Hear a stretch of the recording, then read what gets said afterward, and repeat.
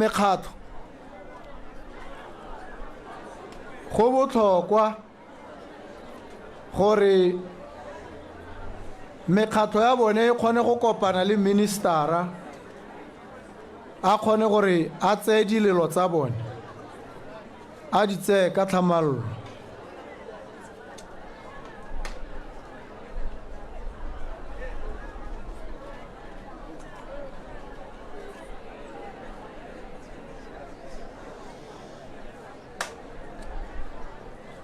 Dikgakololo tse le di buileng di utlwetse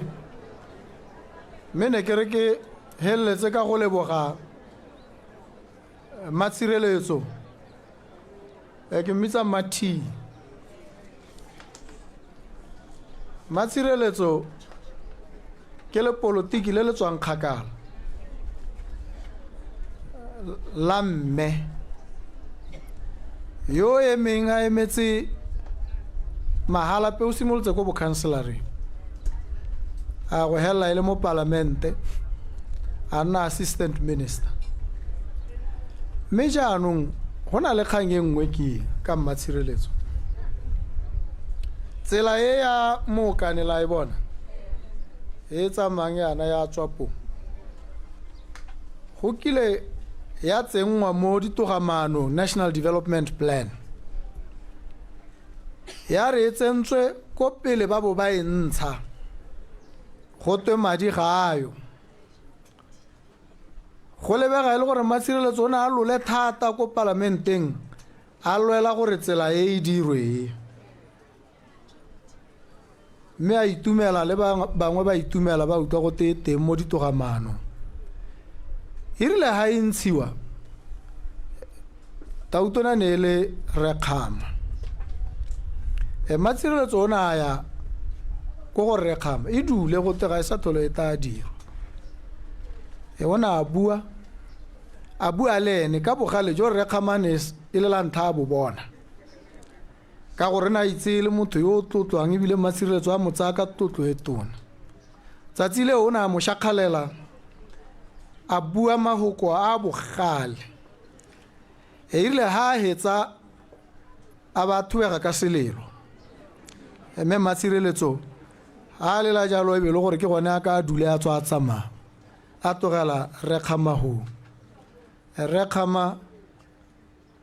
a sala ha mme mo nako e khutshwane a ba re go bitswa matshireletso ha tsena ba morarinya tsela ya gago e ta boela mo ditogamano mme tsela ele ya boa ya dirwa ka selelo sa ga matshireletso ha ngwe dilo tse re na le go sa di itse ha ngwe re bo re di tlhokomolosa ka gore re ba di party tse di harologaneng mme ba maaruri ga bona party e bo bua hela e bile bo ka go buelela jone nkile ka mora ke re matshireletso ke tlo go nna tautona mme ha ke tsena mo botautoneng ke tlo go direla sehikantsho ko Mahalape gore o le politiki la mme o emelane le dikgwetlo mme wa lwa go itlhela wa go hetsa mme re tshwanetse re go lemoge le bopelo kgale le boinelo le ka ha o berekileng ka teng ka dingwaga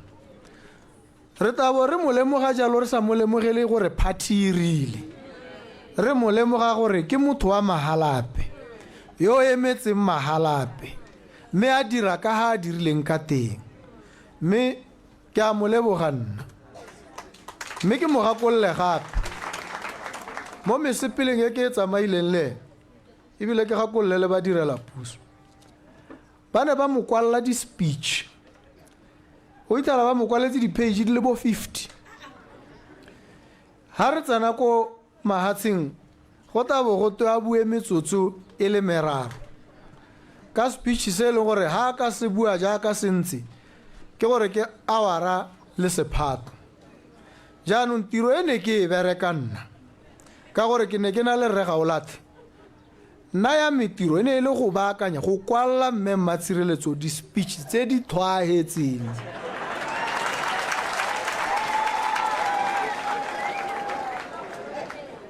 ke mo kwaletse di-speech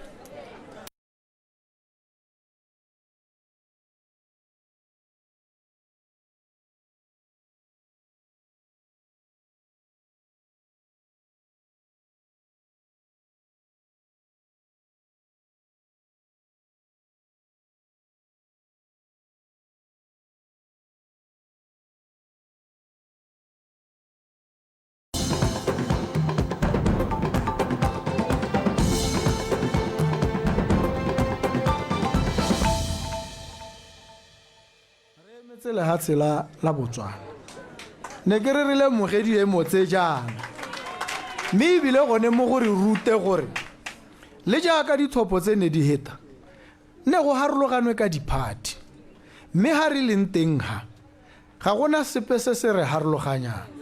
jaanong re Batswana rotlhe ga gona yo tla kgetholwang ka gore o kile a ba le mo phathing ya gore ha o sa lla ko morago kana o sa kgone e tla be le ka wena o sa supi bonata le bokgoni le maitseo mo tirong ya gago ha ke wela ka go leboga Rre Mogalakwe le ba bangwe ba ba emeng ka dingwaga ba anamisa molaetsa one wa ditshwanelo tsa batho mme ba lole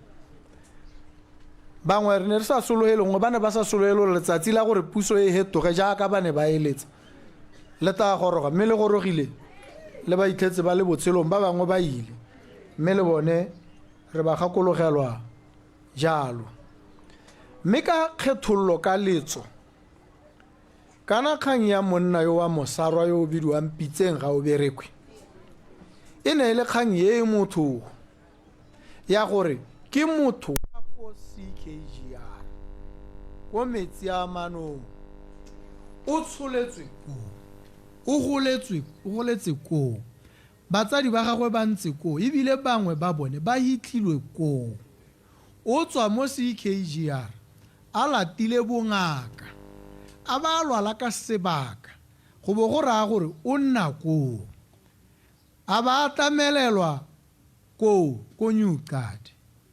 a kwadisiwa go twe ke mothoki ko Newcastle e le motho wa CKGR ha sena go tlhokagala bana ba gagwe le masika ba re ra go mmolokela ko ga bone puso ya gana go thelele ya ko makgotleng puso ile go gana gore motho a hitlhelwe ko ga bone bona bo se thogo ja rona re le puso re le setšhaba go bo go nnagela jalo le makgotla a ditsheko a le gompieno e reng ha ke thanya bosigo ke bo ke ipotsa gore ke judge wa mohuta mang yo senang bopelothomoge le sethogela se gakolodisa gore motho yo monna yo wa mosarwa o tswa ko CKGR o ka tswa a kile a nna gope le rona le nna nka tlhokagala ko la itse gore ke tswa mo Mahalape ha ke re ke ba masika ba re batle go mphithela mo Mahalape go bo go ganwa go twe ke ne ke nna ko Gaborone a go siame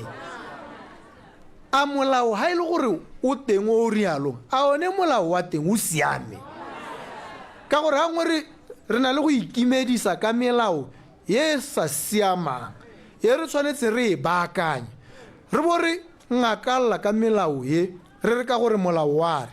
molao o tshwanetse o diragatse se se siameng mme se se siameng ga se tlhoke gore o bo o itse molao se se siameng wa se itse hela se gakolodisa motho sa mmolelela gore go lo mo ga go a siama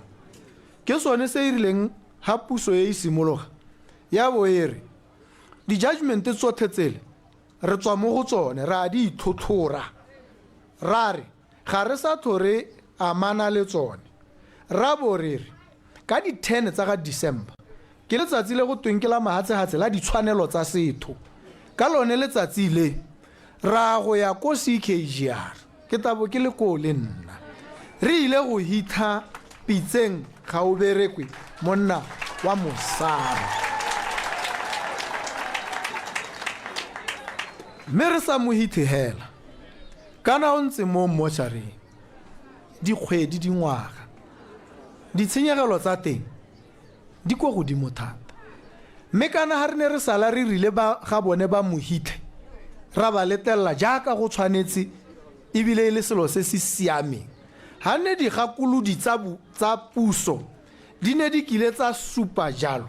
go ka bo go sena ditshenyegelo tse jaanong ha re mohitha ko CKGR potso e nngwe e nna gore ra re ditshenyegelo tse tsone ke tsa gamang potso e ga ke tsietse re nna ga ke itse gore a lona ya le tsietse nna ga intsietse go theleng ebile ga ise ko intsietse ebile ga ikita intsietse puso ya go duela ditshenyegelo tsele ka gore ke yone mmeileng mo seemong se ha re go seditse motho e le monna wa Mosarwa kana o hehela mo setšhabeng re le puso re tshwanetse ha re lemoga phoso ya rona re e baakanya ha go na le ditshenyegelo re duele motho yo ntseng jalo re se ka ra o ngakalla re seka gone mo batho betso ha re dira jalo re nna puso jaanong ye se thogo e gatakang ditshwanelo tsa batho ye se nang mautlwelo botlhoko go tswa re bo re kwala re batla gore ka ngwaga wa 2016 bona gore le re batla gore re bo re le tšhaba ye mautlwelo botlhoko re bo re tswela re nya yaanong ka 2036 nya re tsilo go nna mautlwelo botlhoko e seng ka 2036 gompieno ya re tshwanetse re nne mautlwelo botlhoko go botlhokwa gore go nne jalo ba ga rona mme ebile kana ka tshwanelo nna ka ha ke itseng ka teng ka ha ke eletsang ka teng ha nako e leta ha ngwe ya be le pitagano ya nako hela e se sepega ha ke na le nako ke tla le re etsa nna le bua tota le ntsha dilelo tsa lona le dingongorego setsha gore ga wa bona setsha o sa apply tse o iswa phalape o iswa serwe o iswa kae le kae ke dikgang tse re tshwanetse re di tsibogele ebile re di tsibogele ka bonako motho ha apply tse setsha jaanong ha re simola re mo tlatsa le naga re mo sota re mo humanegisa re mo tsa motho ho jalo ke selo se sa letlelesegeng gone mo ga go amogelesege setho hela re beele molao ko thoko setho sa reng a sa re go siame gore re dire motho yo mongwe jana ha ile gore ga go a siame a re emiseng gone mme e nngwe ke kgokgontsho yele yona e amileng go botlhokwa kana kgokgontsho ya bo mme segolobogolo e na le go rotloediwa ke lehuma le go sa ina sepe ga bone ba bo ba patela sa gore ba nne mo kgokgontshong ba sa tswe ka gore ene mokgokgontshi wa gago ke eno e le gore o je gape ke ene a tshwantse a rekile dijo gone mo go bo go paledisa ha ngwa o go baditswe o bo o hitha o sa bolelele batho ka gore gape le ha o ka ba bolelela thuso ya gago ya go nna eng o ithobogela gone ya mme ha go na le tse e leng gore go tshwanetse go nne le tsibogo ba sepodisi ba tshwanetse ba tsiboge e ba tsiboga ka go leka go hema ka gore ha ngwe matshelo a batho a lathega mo diemontse re tshwanetse jaanong ebile gongwe mo di-police station re nne le mo go teng specialized units makalana a hapegileng a itebagantseng le petelelo le kgokgontsho ya bo mme kana kgokgontsho ka bong go botlhokwa gore dilo tse re di akantshanye re te re di rarabolle mmogo le na le megopolo le na le dikakanyo le na le ka le bonang gore dilo tse di bakwa ke eng kana di rotloediwa ke eng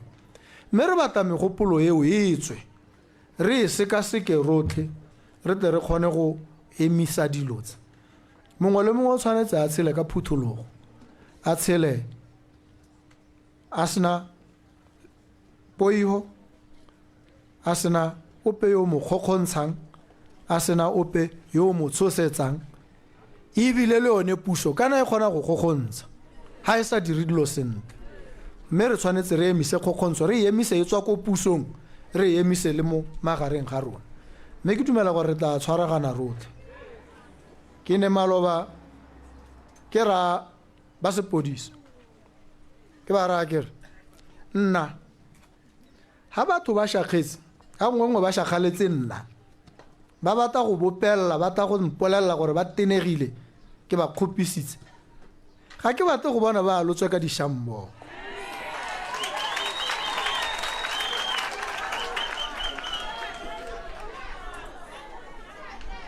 a ke re ga ba tshola dibetsa ba batla go tla go nna go tla go mpolelela tšhakgalo ya bone jaanong dishammoko ke tsa eng mo go bone ke bo ke kopa mapodisi ke re ha batho ba le mo seemong seo lona se le se dira yang go go bone le se ka la tsamaya le tshwere di-tear gas le se ka la tsamaya le tshwere dishammoko le se ka la tsamaya le tshwere letsela le le tsamayang go te mo leineng la ga tautona ga le sa phatalele ra le hula nna la meleina le se ka la dirisiwa jalo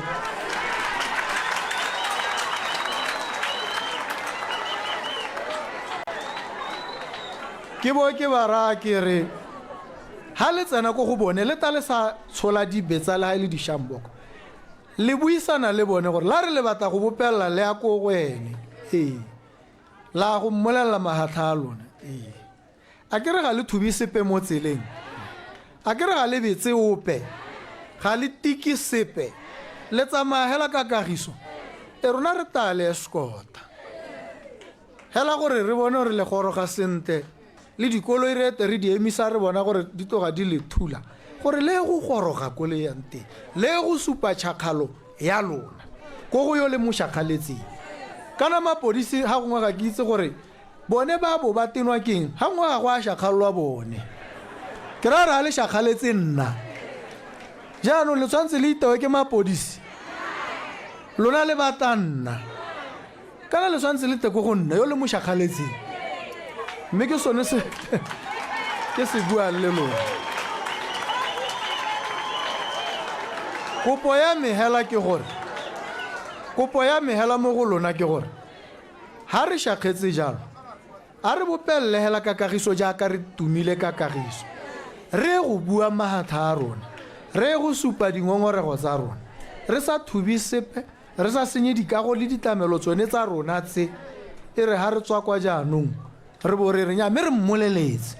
re tabo re mo lepile gore a o ta tsiboga mme ke a le thomamisetsa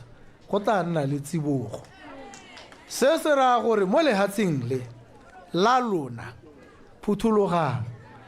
tshelang ka phuthologo mo difouneng le bue hela ga gona ope yo le reetsang gape le ope o ka le reetsang o ta ba le reeletsa gore a ta a ire eng ka thetso eo ka ga e ka ke a bereka gope phuthologang betso mo hatseng la lona phuthologang le bue mathata le sa kgabise le sa tshosiwe la bue mme ebile ga le bona gore o ka re ga ba go rose sente ko gonne le bopelele le te ko gonne le te go a bolelela nna ke dumela gore ha re ka bereka jalo re tle go tshela sente ebile re tle go baakanya diemo di-ministera tsa lona ke tse le di bone ga se beng ba lona ke lona beng ba bone ba utlwa ka lona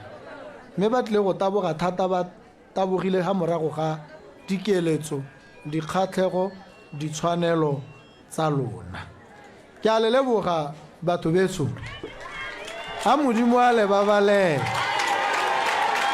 ke a itse gore le rapetse le itimile dijo le rapela modimo le lopa gore a ko letsatsi le goroge le go tla nna le puso e ntšha e gongwe e tla utwang gore la reng ya tsiboga mme ke a le thomamisetsa gore ye ke a lona tota ye ke a lona ra go dira gotlhe mo go ka dirwa gore dilo di siame mme lona ba mahalape ka ebile la ra itsana a ke dumele go na le se se tale kgoreletsang gore dingongorego kana dilelo tsa lona dikgakololo di goroge ko go nna mme ke a le leboga batho betso pula pula pula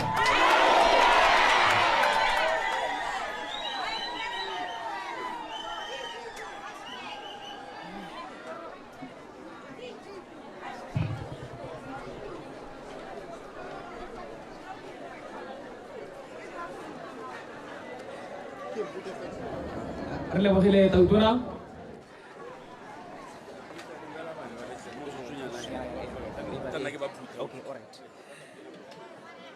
re lebogile tautona mme mo nako ya gompieno ke a go neela bana ba Tamotšha motsotsonyana hela gore ba te ba neela tautona se ba se mo tshwaretseng pele ga ka tla dira vote of thanks. Tamotšha primary ke kwa tautona se ne se kwele teng ke le ha metsotso e seng ya kana ka eng bonna jaaka tautona advocate Duma Boko a na raba dipotso tota tsene di tswa mo banneng morago ga tekodiso ya gagwe e na buisa jalo banni ba motse wa Mahalape dingwe tse tautona di gateletseng ke gone gore jaanong tsa di amileng ka nako ya gagwe ga se tsa supa gore o na le keletso ya go emela botautona o supile jalo gore wa go gatelela tota gore 300 pula o tshwanetse gore a lebagane jalo batsadi ba ile gore ya re ngwana a tsholwa hela a ba thokomelwa jalo ke motsadi wa gagwe mme o ta ba thokomelwa ke puso mme tseo di lebagane le lephata leo la thuto go tswa ko modi le tamelo ya bana le le gore lo okametse jalo ke mme Nono Kgafela mo palamente yo e thopetsweng gone mo palamente yone e leng teng ka kwano. Tautona advocate Duma Boko o tlhalositse gape ka madi a 1,800 pula 1.8 a bagodi mo nakwa gompieno ba ba tseneng ke bana ba sekolo sa Tamotšha ko tautona tswana kwa tseneng teng tota primary ya gagwe.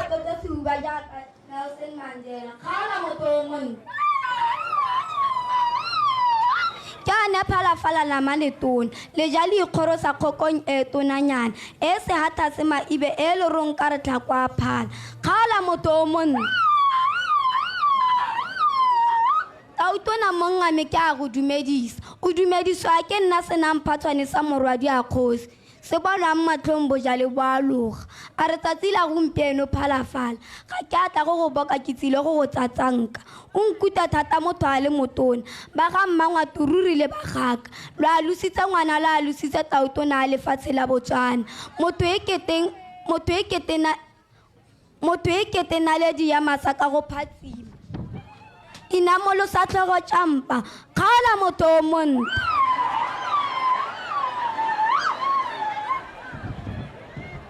e re o tshwere teo o e tshware se monna tia o tseye molamo o leleke tlala ga se tlala lebekebeke motsetse o ja ka lesogo kgala motho o monna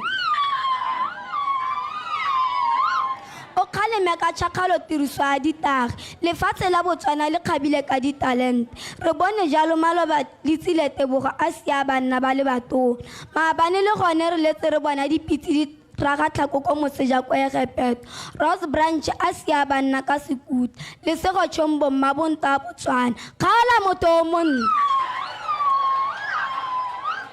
ke re nelwa ke pula mongame tautona kgomo tsa go di tsale maatla ke go bokile mongame kgarebe ke boela morago kgala motho o monna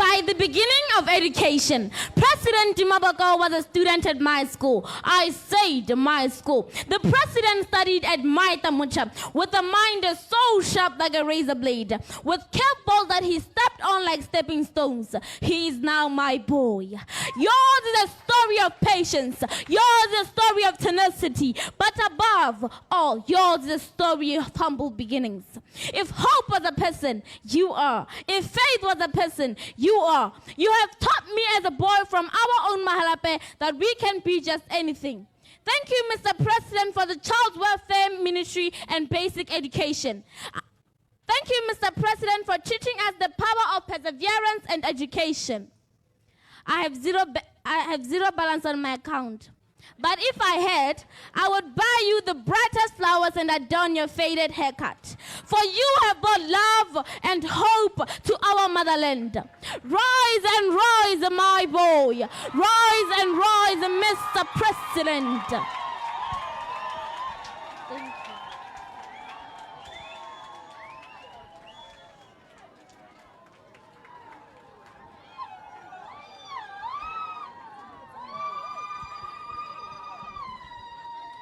Thank you.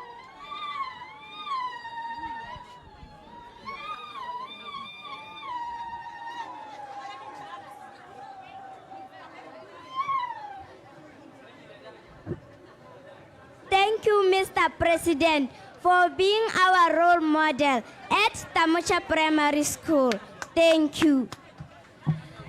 Lerofi batsadi bana ba rona ba dira bontle fela thata. Bao ine le bana ba sekolo sa Tamucha Primary ko Tautona Advocate Dumaboko a tseneng teng sekolo ba ne ba monela jalo special performance ba ne ba kupile jalo gore ba togo mo performela mme bile maboko a bone ke bone gore ba kwadile mo go hapegile ebile ba ne ba mo anela Tautona Advocate Dumaboko ebile ona tsa jalo one maboko ao ke dumela gore ke maboko a ile gore le ene a mo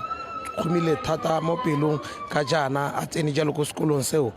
mengwe ya melaetsa ya maboko a ke gone gore mongwe wa mmoki wa ngwana wa mosimane o na supa jalo gore gore Tautona Advocate Dumaboko ba buletse dikgoro tota gore jaanong mongwe le mongwe ngwana wa mosimane kana ngwana ope wa mosetsana hela kwa leng teng kana sekolo sepe se go tseneng teng go sa kgathalesege gore ke se sentseng ja se go bulela dikgoro tsa gore o ka nna sepe se ile gore wa se eletsa mo botshelo ke ka go ntseng ka teng ka kwano ke ne ke setse ke tlhalosa jalo gore mo puisano ya gagwe le banni ka kwano Tautona Dumaboko o na supa jalo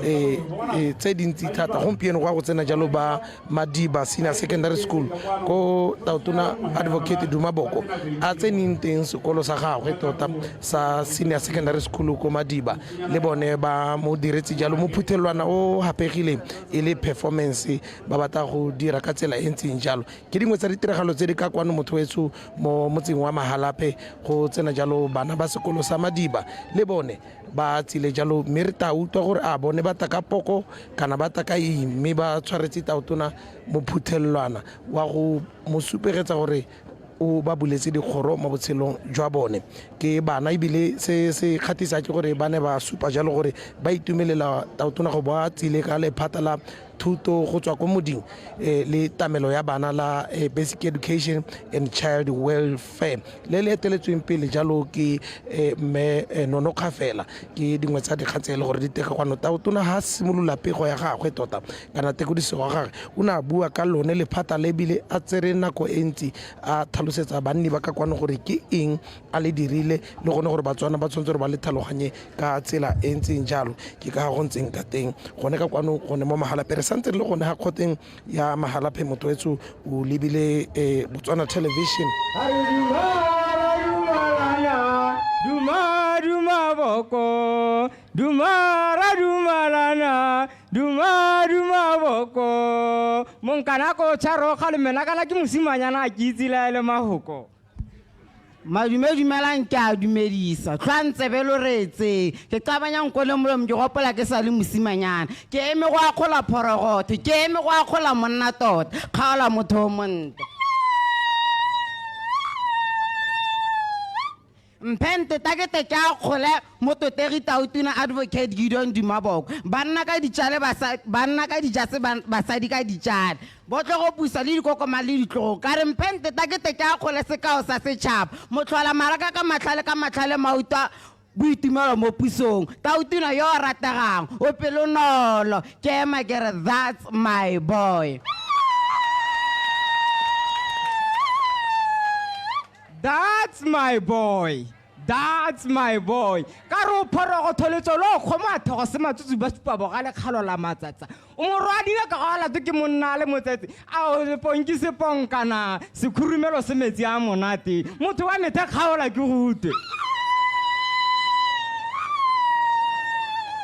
Karutsila mo go thoron polo a ga itshoko bolebelebe. Ka tha ke thomileng teng ba rena ke khotsolo matutu ba jela ba re tedi. Rena ba shimane ba re heta hela. A o suthu. Totale kila re bona ka itiro tsa ga Dumaboko go motsa matsetsa le thafula. Ka re ke a khulela ka diphatso se bona se porogona malla go thosa number 1 se bone no go rakalla go dumo ga ta se ke ga yona.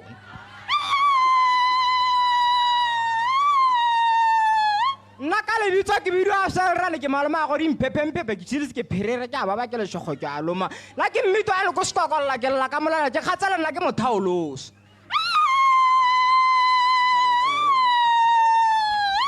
Karo kharaka tshane ke tema na go epa ke batho ba sika lo sekula go boraka jano ka tse pedi di ela ntlha ile ngwe khaola motho o mon.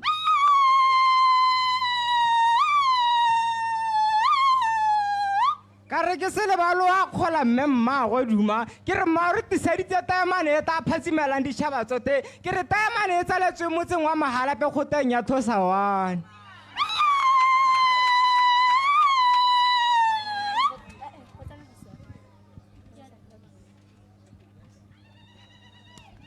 (1970), a year of wanderers. A boy was born, risen, raised, bred in Mahalape. This boy, during his school, he was excelling. He was glimmering. Teachers acknowledged that. They appreciated that. They saw that.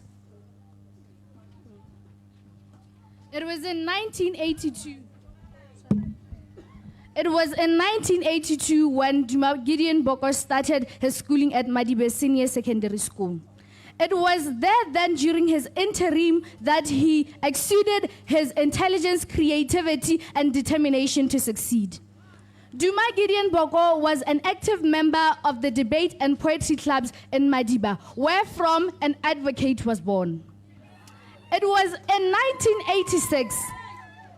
1986 when we saw him completing his final years at the senior school in his senior level of education. And to no one's surprise, we saw him excelling spectacularly with first-class results that had enabled him to go and venture more at the University of Botswana.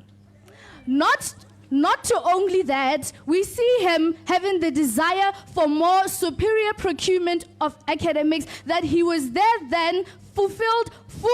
with adrenaline that served as a catalyst in him to go and push further at the Harvard Law University in America for him to come with his master's in law. Further nurturing his passion, he entered into the political arena where he faced a lot of significant challenges, being skepticism and resistance. But each time he believed that a united front was essential for him to change for a meaning. Each time he has risen stronger, showing to us and implicating as an expiry to us that setbacks are not failures, but ways of learning, and it opens new opportunities for learning and working hard. Today, we do not only want to celebrate Advocate Dumaboko as a leader, but instead we want to celebrate him as a symbol of hope for today, tomorrow, and the unknown that is to come. We humble ourselves before you. Thank you. He said, none other to nobody's surprise, that ke mofoko diwalona.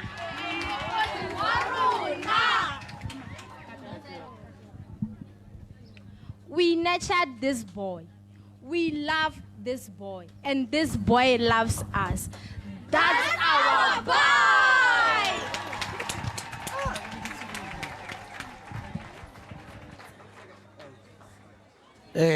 Join le bodiragatsi jalo jwa bana ba sekolo sa Madiba Senior Secondary School ko ke tlhalositseng jalo gore Tautona Advocate Duma Boko o tsenite secondary school le senior secondary school ke yo jaaka o mona jalo mo ditshwantshong tsa gago a ba dumedisa a ba nela jalo lono lerato ebile a ba supegetsa jalo gore o tswa go no ebile le bone ba ka kgona go dira jaaka kgona go dira me ebile o supegetsa bone bana ba gore kana mo botshelo dilo tse di botlhokwa ke go tswelela o ithuta thata ke ka mo jaaka ne ke tlhalosa hape le bana ba ba tsena gore le phatala le dirile la thuto go tswa ko modi le tamelo ya bana ke le phatala le golagana le go tamela ngwana go tswa ko bonnyenyaneng hela ha sena nna a tsolwa go ithela go tsena sekolo sone sa thuto go tswa gone ko modi ke ka ile gore Tautona o ntse ka tebile ke yo o batla go ntsha le go ka bokhutshwane kana kile ya re mona ko ya morago hale ke bo ke abela dikwele dibuka dikwele tse di go ga borone tse di kgolwane le tse dinnye ne ka ba ha dibuka ha ke tshwanetse go tswella ka thulaganyo puso ya boemisa ka mabaka a ke sa itseng mme jaanong ba Madiba Secondary School sekwele sa metota ka ke tshwenyega ka maduo a dikwele tsotlhe mme segolobogolo a bone ke tla ba tlisetsa dibuka di le 2000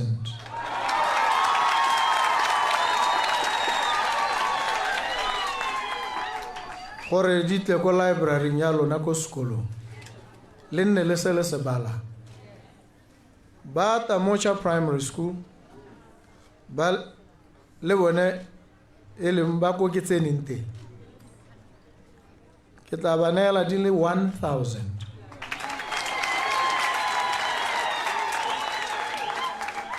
ke dumela gore mo malatsi a mabedi a mararo a tang di tshwanetse di bo di gorositswe ko dikweleng tsa lona mme ke lebogela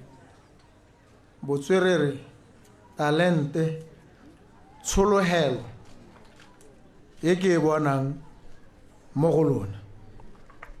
mme ke batla go le ruta le go le lengwe hela la sekgowa le bidwa genius mme ke bo ke le go ranolela. I'm going to give you a definition which you will not find in the dictionary. This one transcends, it's above the dictionary. Genius, that rare and unique combination of restless energy, prodigious intellect, and stern discipline. That's genius. If you have these three things, a restless desire, an energy, an impulse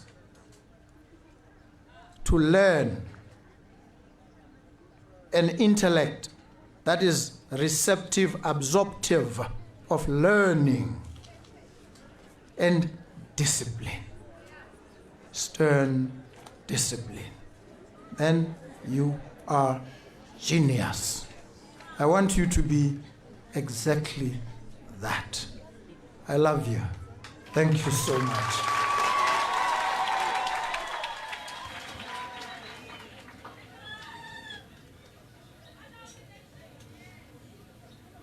jwa bana ba dikolo tse a tseneng teng e le ba Tamocha Primary School ga mmogo le sekolo seo sa Madiba Senior Secondary School a supa jalo gore wa go ntsha dibuka di ka nna 2000 tse di lebagane jalo le baithuti ba sekolo sa Madiba Senior Secondary School mme a supa jalo gore wa go ntsha gape tse 1000 tse di lebaganeng jalo le baithuti ba Tamocha Primary School mo nakwa gompieko ra go tsaya jalo mo palamente wa kgaolo ebile le tona wa dithaeletsanyo re David Sire gone ka kwano ile no tantsha malebo mo tshokologong ye mepele ke le moge tautona Comrade President, Mr. President, Advocate Duma Boko, ke le moge le matona ote Baba Hano and the assistant ministers ba ileng gore ba tsilele tautona le matona a pele ke le moge le mapalamente ba ba ka tswang ba le hano le mapalamente a pele dikgosi tsipe le marara botlhe ba ileng gore ba teng hano honorable councillors botlhe ba ba hano baruti babereki ba goromente ka maemo a lona le go thatologana ga maemo a lona ba VDC le lona morafe mme ke di dumedise mo tshokologong yeno ka pula tautona le nna ke itumetse thata gore tsatsi eno bo tsile mo motseng wa Mahalape le phuthego ya go ya ntha indeed dilo ka bontsi di simologa kana di hella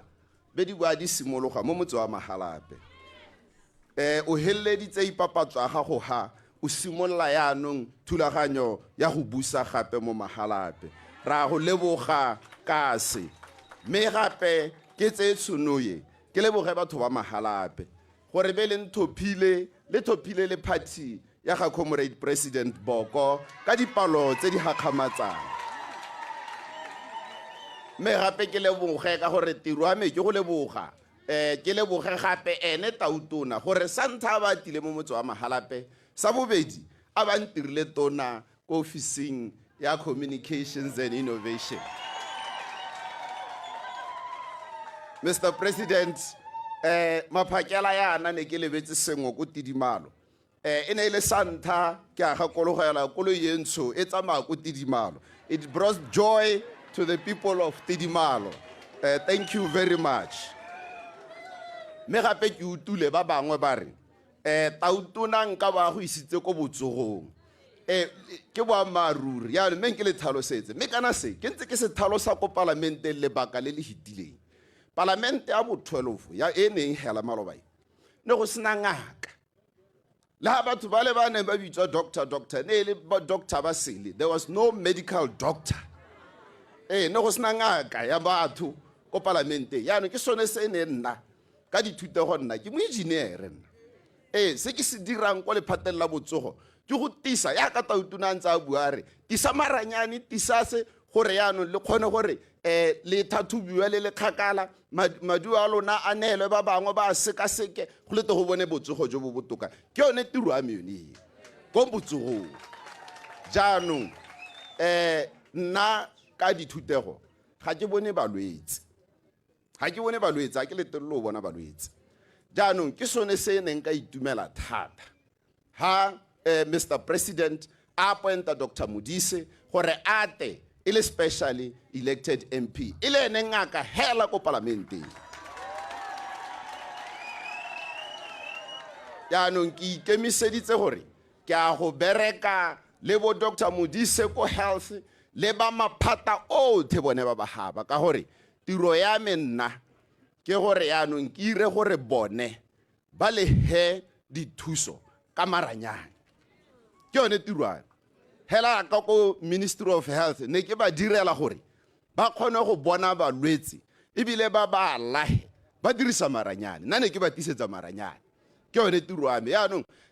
I thank the president ka gore ha ngo ga re lwena o itese to be led and ke bone gore tautona gore a re ntse ka tsikile a ba bona gore nka sutwa sente ke lebeletse maranyane le hatsele lothe ka jalo ke yone tiro a me e ntšha jaanong however Mr. Speaker ke lebetse ebile ka re ke kopela go Mr. President Mr. President, make you wele ka kgang tsa motse wa Mahalape. Ke a itse gore o tswa mo motseng wa Mahalape. Ke a itse gore o tswa mo motseng wa Mahalape. Me go na le thulaganyo, Mr. President, e dirilweng ke bone batho ba ba Mahalape. E bidiwang Mahalape Development Plan 2032. E sala e dirilwe bogologolo.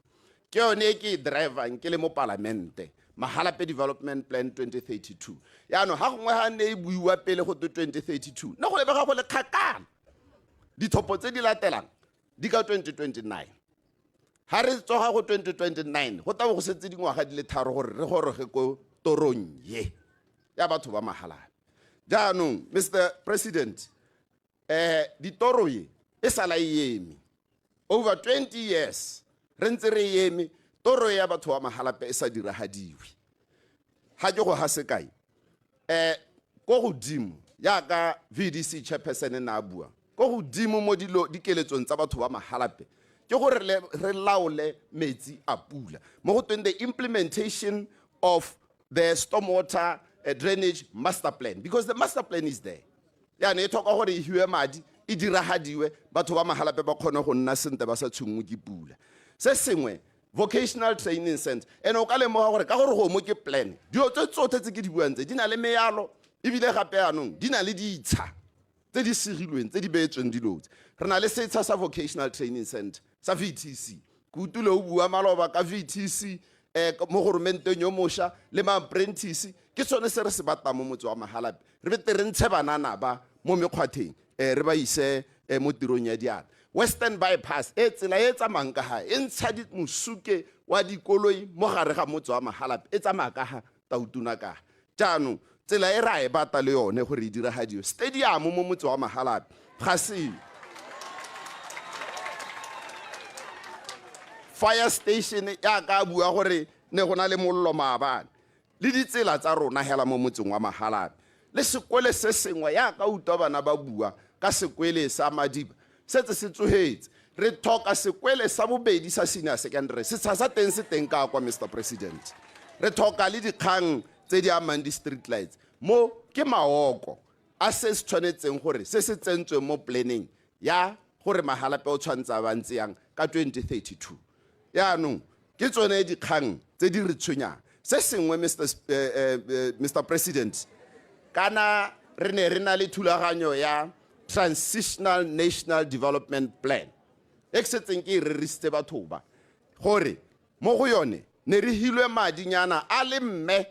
le le kanang ka 120 million pula le leng gore gate re te go dira try and implement Mahalape stormwater master plan. And how level master plan at day in terms of value ka estimate at day it goes around 2 to 3 billion pula. And how ne 220 million gora gore ra go ira mo go nyenyane re ne tso gape bile ra leboga le sekwele sa primary school mo motseng wa Mahalape sekwele seo se ya ko Mahalape East ko Flower Town phase 2 re ne tso gape ko diteraka ko dikoloi tsa mo go ba di tabong di pheka teng mo motse wa Mahalape under Transitional National Development Plan. How tsena go ga boronu go about 5 kilometers pele o tsena mo motse wa Mahalape go nna le dithabologo tseo go no ho ya no Tautuna ne re kope gore tsonetse bogolo di diragadiwe ka bonako jo bo kgonagala ra itse gore gongwe go ne go sa salamela morago ha ngwa go twa go tobo diemo ba hilwe madi othe mene re seka khanye gore bogolo tsonetse ne re di soloheditse batho ba Mahalape ka ke bua gore bana le lebaka ba sa di bone bogolo ba di bone gore re yaanong ha re ya go lenaneo la dithabololo be ke khona gore re bueleletse ba gaetso le Tautuna o se tsa thalositse gore kana ba bangwe ba taba re Tautuna o tswa Mahalape gore a re sengwe sa ta Mahalape nya ha go nna ya se Tautuna ibile ke itumetse gore o se buile ha gore sa tasking a se diri ene ka gore o tswa Mahalape ke gore yaanong ha re setse re submitile diotse mo National Development Plan ene ha ka dintsha ya ka na bua ka tsela ye neng intshitswe yaanong ene ha ka dintsha so rona tiro a rona nna le Honorable Nyathanga tiro a rona ke gore yaanong re tshware yone planning e be re lwa ka yone ko parlamenteng gore e tsengwe mo lenaneo la dithabololo e re ha Tautuna a bone madi tiro eo e diriwe la ntshwara ke yone tsamaiso e re yang go e sala morago ke yone e re tsang gore e tla re tisetsa puso ne ke re se sengwe pele ke tsama Tautona Tautona na bua gore Mahalape wa phatsima ko parlamente re tshwere Tautona re tshwere ministera re tshwere assistant minister me kana re tshwere le speaker Mr President dithapelo ko rapetse o tswa ka thoma dithotse ka ya no ebile a go batsadi ba go ba gone jaanong ready tap ko rapetse senior ke no le Mr President jaanong le ka bona gore Mahalape o tshwere ne go tshwanetse go nne jalo ka gore ha re ga kologela go re tswang teng ba ga itse re palame stage se nna tota le ene comrade president stage se re se palameng se sa agilwe ke banna ba bangwe ba ebile na kwa teng ga ngone ke ise ke tsholo kana kwa bo Kenneth Koma kana kwa bo Mareledi Gidi kana kwa bo OK Menyatso kana kwa ya bo the late Billy Makuku kana kwa bo Dr Harry Tlale ke batho ba eleng gore ba ne ba aga letaraye e le bona re palame gompieno ya me unfortunately mo go bone comrade president will never be the president of this country and I will never be a minister of communication and innovation because bone ba thoka hits ha ba bonus ba gaetso ga ke batla go tsana ya no ke dirisa dithata tse ke di filweng ke batho ba Mahalape gore kana kwe ya no nke laola gore tiro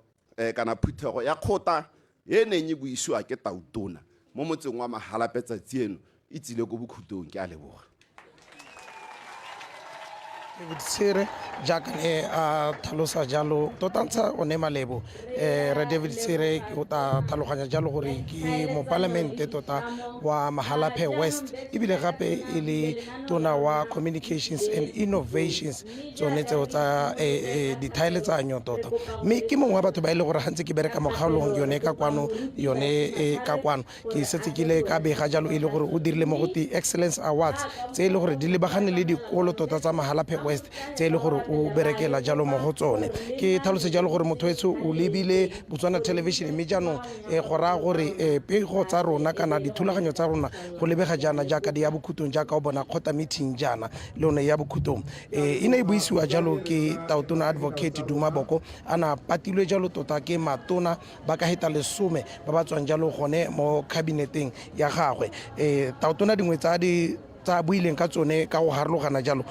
sena se gatela thata ke yone thokomelo ya bana tota le thuto go tswa ko moding gore bana jano ke nako ya gore ba thokomelwe ebile ba tshwanetse gore ba itse jalo gore thuto ke yone boswa jwa bone ebile thuto ke yone ka ba direlang se e leng sone thuto ke yone e le gore e ka ba isa ko pele thuto ke yone e le gore e ka ba tsenya ha ene a tseneng teng o gateletse gape botlhokwa jwa gore mo mading a ile gore a betswe selo sa go duela ba bereki le hatse ka bophara ba di company tota tse di harologaneng o na supa jalo a nang kola lengwe lebenkele mme lebenkele leo ene le la chopisi tota nka le bua ka gore o setsa le buile o na supa jalo gore o na a buisana le bone mme ba supa gore e tare January 2025 ba bo ba simola jalo go duela ba bereki ba bone madi a 4,000 go heta ko godimo mme o na supa jalo gore dingwe tse ile gore wa di dira gape ke gore o challenge gape the private sector gore le bone ba dire jalo ka go harologana motho wetso thulaganyo ya rona e ntse ka tsela ntseng jana e tare Tautona ha senana a tswa a tsamang jalo le lekoko la gagwe le rona e bere kgaogana le wena motho ha sa hose ha gona le hoko gore be le dirile gore se kwa ga go siwa phosego re dirile morena mo go wena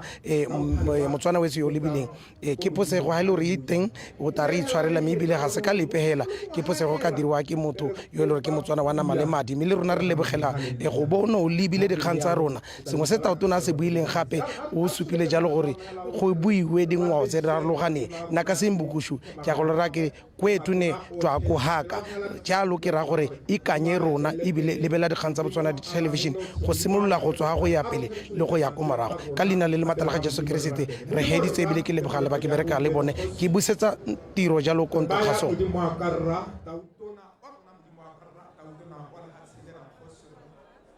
re ba modimo a karra le khuduthamaga ya gagwe matona othe a puso modimo a karra thapelo ya rona modimo a karra re le tšhaba ya lehatshe leno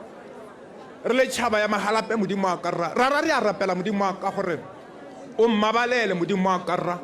o mo sireletse kgosi ya kgalalo rra o mo etelele pele modimo wa ka rra mo mananeong othe modimo wa ka rra a tsholetseng lehatshe la rona kgosi rra ra re ba modimo wa ka rra le matona a gago kgosi rra le bogogi bothela modimo wa ka rra ba lehatshe la rona kgosi rra modimo wa ka rra le bogosi ba bothe modimo wa ka rra re jehova rra re mona ko modimo wa ka rra ya go ipelela modimo wa ka rra botswana e mošwa mme ka jalo modimo wa ka rra re tsweletse ka go rapela modimo wa ka rra gore thonologatsa modimo wa ka rra lehatshe la rona kgosi rra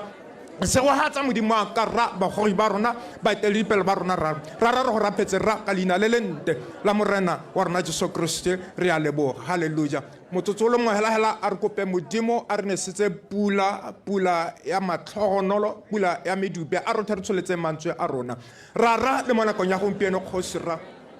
re tsweletse modimo wa ka rra ka go lopa modimo wa ka rra pula kgosi ya kgalalelo ra re a rapela modimo wa ka rra wa bona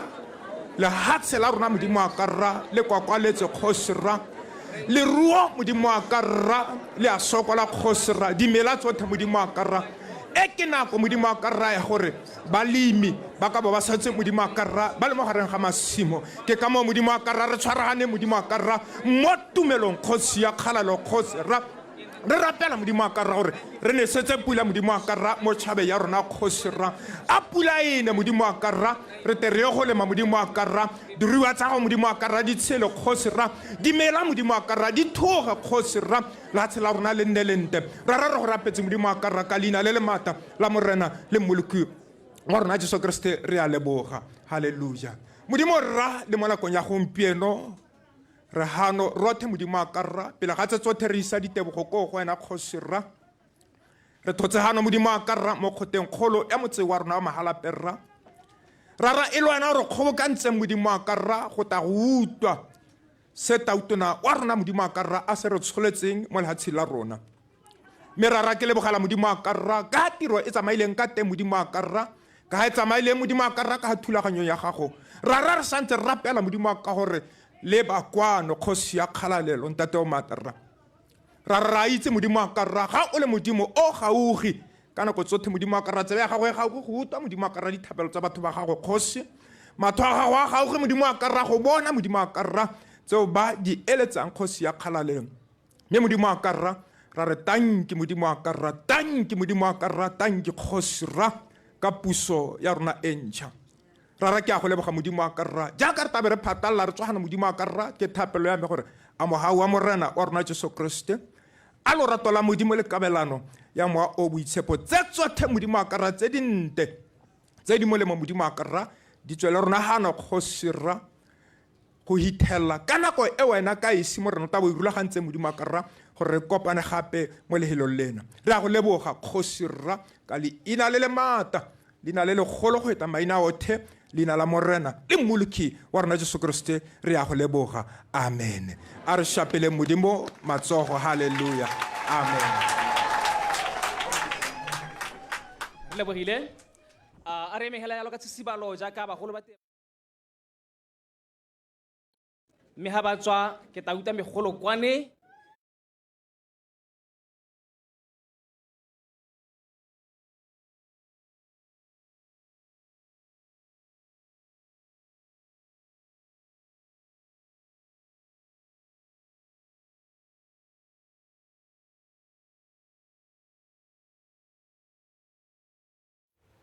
e wela ka tsela e ntseng jalo motho wa gaetsho phuthego ya kgotla e le ya ntlha tautona advocate Dumaboko a e buisa mme a e buisa jaana kwa ga gabo kwa motseng wa Mahalape hela jaaka mmegadikgang wa rona Love More Mario a na tla a re rola tota tsotlhe tse di tsamaileng le tsotlhe tse di tlhagogileng ko phuthegong eo ya kgotla ga nke ke di boela morago tota ene le phuthego e ntshitseng dintlha di le dintsi di le mmalwanyana ya akaretsa le ditsholofetso tse tautona di beileng tšhaba pele ga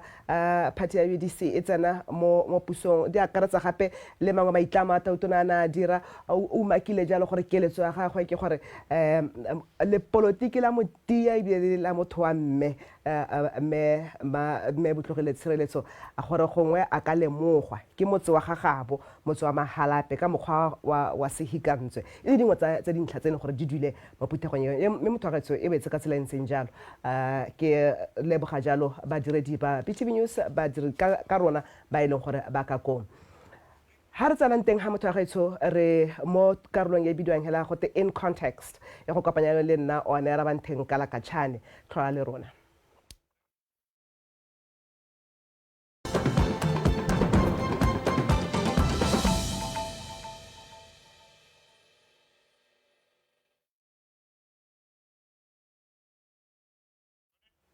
All right, and in context this